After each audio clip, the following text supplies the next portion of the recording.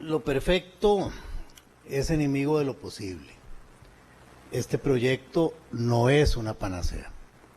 Tiene una gran cantidad de errores, gazapos y elementos técnicos. Algunos se han señalado, yo me voy a referir con mucho interés a los aspectos que los colegas del Frente Amplio han planteado y que me merecen el mayor análisis, la respuesta y la clarificación de algunos, aunque coincido en otros. Tratar de aprobar proyectos perfectos haría que nunca votemos ninguno. Y muchas veces hay que dejar pasar algunos aspectos que no sean tan graves para poder obtener resultados en otros aspectos del proyecto. Pero efectivamente, hay cosas que preocupan y de mi parte quiero que queden en actas algunas interpretaciones para evitar en el futuro algunas desviaciones de los verdaderos objetivos del proyecto. Voy a iniciar con un tema que planteó don José María y creo que lo hizo correctamente, y es el artículo 23. La creación de la ANAP como, comillas, una entidad de derecho público de carácter no estatal con personalidad jurídica instrumental. A mí me parece que lo de personalidad jurídica instrumental, esa palabra instrumental se quedó ahí por error. No puede ser que al mismo tiempo que se crea una entidad de derecho público no estatal, se le asigne personalidad jurídica instrumental, como si solo fuera a realizar una labor en específico, cuando es una entidad de derecho público. Ahí creo que lleva razón el diputado Villalta. Esa palabra instrumental que ya no se puede corregir, habrá que clarificar vía reglamentaria para determinar que no impida la operatividad. Los conocimientos que puedo tener en el derecho público me hicieron tratar de entender si había alguna razón para que permaneciera la palabra instrumental y simplemente no lo encuentro. Creo que se quedó allí en algún gazapo de camino. Que yo hubiera preferido que este tipo de entidad perteneciera al derecho público estatal, claro que sí. Es una típica función del Estado. Y parece raro que se cree como una entidad de derecho público no estatal, llevando a mi juicio razón don José María, cuando plantea que allí califican las corporaciones, califican los colegios profesionales y califican aquellas entelequias creadas por don Eduardo Ortiz cuando creó la Liga de la Caña ya en el 65, y muy bien lo denominó don José María, cuando le llamó ornitorrincos jurídicos, se parecen bastante a esa figura. Pero ya ha sido copiado, ya ha sido utilizada este tipo de figura como Procomer u otras similares, siempre y cuando se entienda que a pesar de no formar parte directamente del aparato estatal, al ser entes públicos, no estatales son entes públicos, y su operatividad en la función esencial se rige por el derecho público, aunque la contratación de personal pueda ser por el derecho privado. Recordemos además que el artículo 27 de este proyecto establece la junta directiva de esa ANAP, y es una junta directiva muy particular que reafirma claramente que a pesar de que se quiera decir que es no estatal, no hay nada más estatal que una junta directiva donde está el jerarca de Mideplan, el jerarca de Hacienda y el jerarca de Presidencia. O sea, si eso no es estatal, yo no sé qué podría serlo. Son 3 ministros en una junta directiva y tratar de entender que eso sea no estatal, yo francamente no lo comprendo. Ahora, tampoco afecta el fondo del proyecto, pero sí son observaciones importantes y que me pareció que merecían una reflexión, dado el cuidado y el estudio que los colegas del Frente Amplio han hecho al proyecto de ley. También me parece importante el tema de lo del impuesto a la propiedad de vehículos. Hasta donde tengo claro, no se trata de crear un nuevo tributo, sino que se trata de trasladar el que financiaba el Consejo de Concesiones a esta entidad. Entonces, claro, podemos discutir si era conveniente haberle otorgado al Consejo de Concesiones en su momento un impuesto con destino específico, pero en este caso no es que se está creando otro impuesto con destino específico, sino simplemente dándole el destino, trasladándole de una entidad que ya no lo va a recibir. Me parece que es absolutamente fundamental el tema de la relación con la Contraloría, y ahí me parece, con todo respeto, que ahí sí nos llevan los colegas del Frente Amplio por lo siguiente: los artículos 49, 52 y 53 del proyecto en todo momento respetan los procedimientos de contratación pública y la aplicación de la ley de contratación pública. No hay una fuga de los procedimientos de contratación. Empecemos con el 49. Claramente se señala que para seleccionar al contratista se deben seguir los procedimientos de licitación mayor con invitación internacional, y que el régimen de prohibiciones y sanciones a sujetos privados y funcionarios públicos son los que tiene la ley de contratación pública. El artículo 52 establece que el criterio de adjudicación, una vez que se determina cuál es la oferta elegible, tiene un mecanismo de evaluación claramente establecido. Y básicamente el más importante, el 53, establece que en contra del acto final de adjudicación podrán interponerse los recursos de objeción y apelación ante la Contraloría General de la República. Es decir, en ningún momento se está pretendiendo que la adjudicación del acto final de adjudicación evada el control de la Contraloría, sino que establece aquí el recurso de apelación ante la Contraloría General de la República para evitar que se pueda interpretar que aquí hay una fuga total del derecho público. Inclusive para ceder el contrato resultan aplicables las disposiciones de la Ley de Contratación Pública en el artículo 56. Por lo tanto, no pareciera que haya ahí ningún problema de fuga de los mecanismos de fiscalización de la Contraloría General de la República. Paso a otro tema que me parece que es muy importante, me llamó mucho la atención, el tema del famoso premio, que está efectivamente en el artículo 44, en el inciso I, y efectivamente la forma en que está redactado es demasiado amplio. Dice que el proponente tiene derecho a una retribución en la evaluación de la oferta. No señala cómo se va a calcular esa retribución, si es una ponderación mayor de la oferta, si es puntos adicionales. No lo dice, y coincido que esto es materia de reserva de ley, al igual que el otro tema que habló don José María, al que me voy a referir en un momento. Creo que este tema debe aclararse en el reglamento, porque a como está, no está para nada correcto.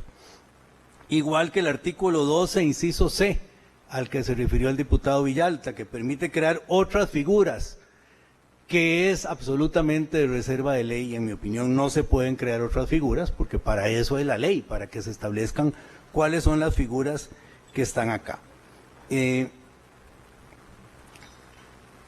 La diputada Segura hizo referencia a algunos temas a los cuales me voy a ir refiriendo en algunas etapas de mi exposición. El tema tarifario, doña Sigrid, ahí está claro en el artículo 40 cuál es el rol de ARECEP. No se excluye de ninguna manera que ARECEP participe en el régimen tarifario.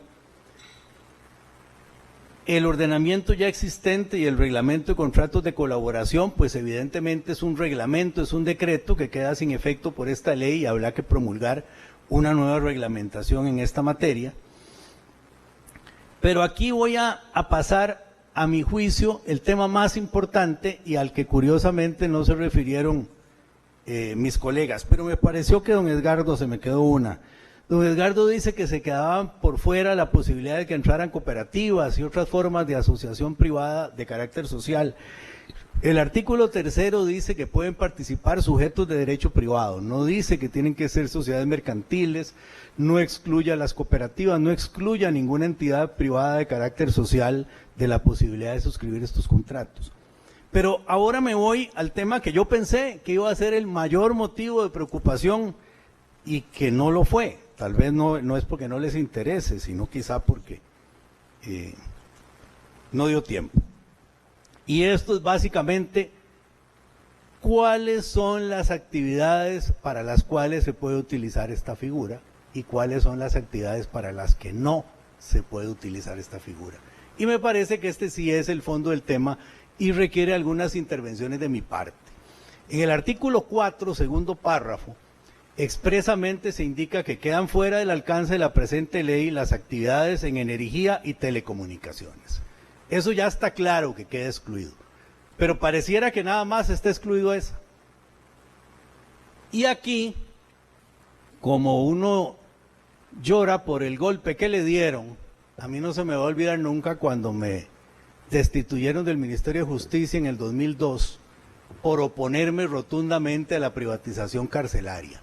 Y sigo sintiéndome muy honrado que me hayan destituido de mi cargo de ministro de Justicia en ese momento, porque me opuse a la privatización carcelaria donde se trasladaba a una empresa privada extranjera la seguridad y la vigilancia de un centro penal que posteriormente fue declarado inconstitucional por la Sala Cuarta y no se pudo hacer esa figura absolutamente descarada de privatización carcelaria en seguridad y vigilancia. Pero aquí no se excluye. No se excluye la utilización de esta figura para monopolios públicos. Se podría utilizar esta figura para FANAL, que aunque no debiera ser un monopolio público, lo sigue siendo. Y mientras lo sea, habría que pensar si se puede utilizar esto para ampliar la Fábrica Nacional de Licores o no. Hospitales públicos, escuelas y colegios públicos, oleoductos.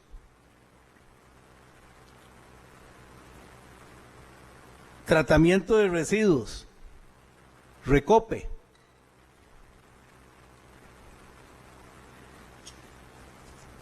Yo voy a dar mi opinión y obviamente que va a quedar en el acta, y salvo que haya algún diputado que diga que yo estoy equivocado e indique lo contrario, pues entonces hacia el futuro la voluntad de los diputados va a quedar que estas actividades, o por lo menos las que me voy a referir, no se puedan utilizar, no se puede utilizar esta ley para esas actividades, para hacer ese tipo de obra y servicios. El artículo 16 es el que nos permite hacer una interpretación conforme a la Constitución, porque las leyes se interpretan conforme a la Constitución y no la Constitución conforme a las leyes, dado el principio de supremacía constitucional y el principio de jerarquía de las fuentes normativas. Entonces, para que una ley sea válida tiene que interpretarse respetando la Constitución, y el artículo 16 dice que la actividad contractual vinculada con APPs estará sujeta a lo que disponga la Constitución. Uno podría decir, era innecesario, porque no puede ir en contra de la Constitución, pero eso me permite, para que consten actas, que este diputado de ninguna manera puede aceptar que se pueda interpretar esta ley para utilizar la alianza pública y privada o la asociación pública privada para efectuar obras de inversión carcelaria que implique el otorgamiento del servicio de seguridad y vigilancia. Jamás. Que era más fácil, más inteligente, más lógico haberlo excluido de forma expresa, sí. Pero no se hizo de forma expresa y por eso acudo al primer párrafo del artículo 16 para que claramente se interprete que esta figura no puede ser utilizada de ninguna manera si no es violando la Constitución, para que se pueda ampliar centros penitenciarios y trasladar la seguridad y vigilancia a administración de una APP. Eso sería violatorio absolutamente de resoluciones de la Sala Constitucional, como la que paso a analizar y me tocó vivir muy de cerca hace ya algunos años. Es el voto 10.492 de las 15 horas del 28 de septiembre del 2004, que declaró inconstitucional el contrato entre el gobierno de Costa Rica y la empresa Management and Training de Costa Rica para construir y administrar un centro penal en Punta de Riel de Roxana de Pocosí, que siendo yo ministro de Justicia, orgullosamente que inicié el 8 de mayo del 2002 prometiéndole a este país que estábamos en contra de la privatización carcelaria. Allá por el mes de octubre, al entonces presidente de la República, Pacheco de la Espriella, le torcieron el brazo, clara y descaradamente, para insistir en un proyecto al que se había opuesto desde el principio y que me nombró a sabiendas de mi oposición rotunda a la privatización carcelaria. Cambió de opinión y me indicó que tenía que firmar ese contrato, a lo cual le dije, prefiero que me destituya antes que firmar ese contrato. Y no me voy a ir de viaje para que lo firme el viceministro. Y fui destituido. Tal vez la destitución más honrosa que alguien ha hecho hacia mí en mi vida, y la tarjeta roja que con mayor deleite he recibido en mi larga existencia. Y aún hoy mantengo mi oposición radical a la privatización carcelaria. Y por eso creo que quienes mañana quieran aplicar esta ley, por lo menos de este servidor conste que jamás se puede interpretar este proyecto de ley para abrir la posibilidad de utilizar las alianzas o asociaciones públicas-privadas para privatizar la seguridad y vigilancia de un centro penitenciario. No se pueden utilizar tampoco para aliarse en monopolios públicos, porque eso implicaría permitirle a un particular participar en un monopolio público y eso atenta claramente contra los principios constitucionales. No pueden existir tampoco, en aquellos casos en que existen actuaciones que lleven consigo potestades de imperio que son indelegables y no se pueden trasladar al sector privado ni directa ni indirectamente. Repito, ideal haber aclarado esto y que los artículos 4 y el artículo 14 hubieran quedado de una forma mucho más claramente, 16 hubieran quedado redactados de una forma diferente. Bueno, no se hizo así. Y aquí entonces esta diputación tiene un dilema. O lo voto así como está, con las interpretaciones que yo he dado y que espero que en el futuro sirvan para interpretar e integrar la norma jurídica, o la voto en contra con el prurito de que no tiene la perfección que a mí me gustaría. Y he tomado la decisión, que me costó mucho, y lo saben los compañeros, que hasta en fracción lo vimos. Y finalmente tomé una decisión en conciencia, que es votarlo a favor, haciendo estas explicaciones. Y me sentiría muy avergonzado si el día de mañana las autoridades que van a reglamentar esta ley, a interpretarla y aplicarla, deciden usarla para monopolios públicos o para actividades de seguridad y vigilancia en el sistema penitenciario. Porque eso sería tomarme el pelo. Y ya estoy muy viejo para que eso pueda pasar.